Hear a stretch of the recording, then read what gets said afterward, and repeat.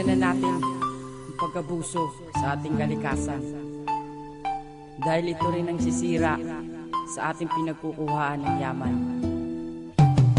Kapaligiran, ito ang dapat pahalagahan, nating ingatan at hindi dapat gawing pangkabuhayan. Dahil ito nagbibigay ganda sa ating bansa. Kung sisirain natin to, meron ba tayong mapapala? At hindi ba pwede na tayo na lang ang magtiyaga? Sa buhay na ibinigay, marami ang matutuwa. Magluluksa sa kapahamakan, dulot ng pagkaubos. Kailan ba masasalba kalikasan naghihika? At paano na ang mga tao na pilit umaasa sa kalikasan na mundo? Kailan ba bibigyan pag-asa? At ang suliraning to, kailan ba natin mababago? Paghuli na ang lahat, pag ito na ay maglalaho. Maglalaho ang lahat kapag ito ay inabuso. Piliting iyahon, itaboy natin ang mga tuso. Kalikasan namin at rato, ito ay ating ibangon at ayusin ang landas para sa ibang panahon. Ating kalikasan, bigyan natin ng pansin. Dapat natin alagaan at huwag natin itong sirain. Dahil ito na lamang ang natitirang kayamanan. Kayamanan ng bansang ating pinagsilangan.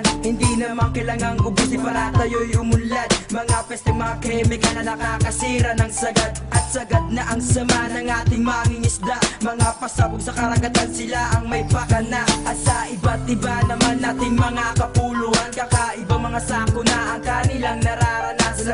Problema na ngayon ang ating mamamayan, na kung paano makakabangon at maiiwasan. Dahil nga sa nangyari, naghanap ng solusyon na kung bakit di mapigilan ng mga polusyon. Ano pa kaya ang mangyayari paglipas na panahon? Makakakita pa kaya tayong bakas na pagkaahon? Kalikasan inabuso natin ay bigla na lang maglaho. Saan mapupunta ang lahat? Kakayahan ng bawat isa sa atin, pipilitin na iahon to. Lahat tayo ay may magagawa. Lahat tayo ay may magagawa. Paano na ba ang kalikasan na ating iniingatan? Kung ito ay dudungisan at hindi aalagaan, nang dahil sa mga tao panahon biglang nabago. At hindi mo na masasabi na hindi ito totoo. Kaya ngayon pagmasdan natin ang madungis na daan. Nagkalat ang mga snatcher, hold upper dyan sa daan. At sulyapan natin muli ang maruming kapaligiran, nang dahil sa mga basura at usok ng sasakyan. At kung pwede lang ba sana baguhin ko ang sistema, at lahat ng mga mali ibabalik ko ang eksena. At sana tayo pong lahat ay magtulungan, ating panatilihing malinis ang kalikasan. Kalikasang tinuturing na sa Diyos pa nagmula. Hahayaan lang ba natin na ito ay mawala? Huwag na natin hintayin na sa atin ito'y bawiin. Wala na rin iba, tayo pa rin ang sisisihin. Sa paglipas ng ilang siglo ay paano na kaya kalikasang iniingatan ay biglang mawawala?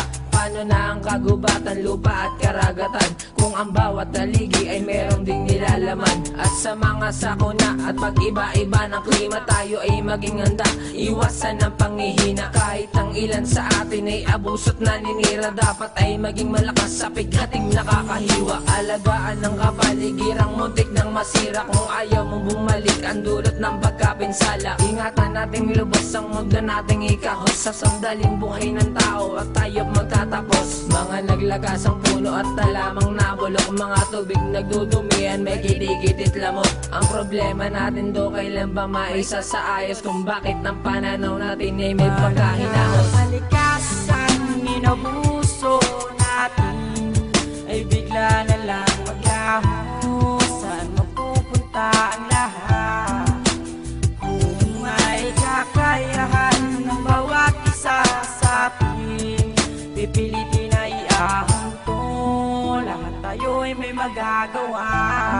Lahat tayo ay may magagawa. At pilit pa na gawin, linisin ang ating paligid. Paano na lang tayo aahon kung palagi na lang pagkahid ang laging ginagawa sa araw-araw na leksyon? Tayo ang dapat mangusga, tayo na ang magdesisyon kung paano natin linisin at gawin ng merong gana, para kalikasang nabuo ay maging masagana. Nang ang bawat buhay sa mundo natin maging malaya, at karangarang tinatanaw ang yaman nilang biyaya. At paano ang bawat puno at halamang naglipana, kalahating tubig sa mundo ngayon ay paubos na. Mga kalat sa may gali, wala man lang miski isa ang dumampot man ng kalat at itapon sa basura. O bakit ganto na lang suliraning tinatamasa, walang tigil dahil sa pag-abuso't merong nagpapakasasa. Kinukuna na ng yaman ay hindi pa nakontento. Kayo ang dapat nalinisin at itaboy dun sa malayo. Paano napakaya ang bawat buhay dito sa mundo? Kung bakit lagi na rin suliranin ay kay gulo? Kailan ba mapapalitan ang bahid ng kalinisan? Marami pang maglalaho sa punta ng kalikasan. Isang araw habang naglalakad ay may napakinggan dalawang batang musmos sa tabi ko'y nagkakwentuhan. At ang topic pa nila'y tungkol sa kapaligiran. Bakit nagkaganito? Walang muwang napipilitan at nilagpasan, nakapunta na sa kabilang kalye. Merong sumisigaw, nagpapatulong daw ang ale. Sabi niya'y linis, hindi niya kaya, meron siyang rayumat. Pagbaba ko sa mailog, isang katerbang basura.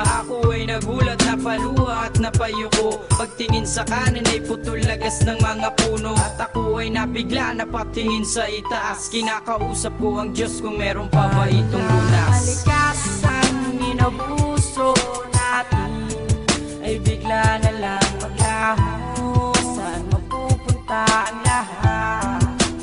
Kung may kakayahan ng bawat isa sa atin, pipilitin na iahon to. Lahat tayo'y may magagawa. Lahat tayo'y may magagawa. Kalikasan, inabuso natin ay bigla na lang maglaho. Saan mapupunta ang lahat? Kung may kakayahan ng bawat isa sa atin, pipilitin na iahon to. Lahat tayo'y may magagawa. Lahat tayo'y may magagawa.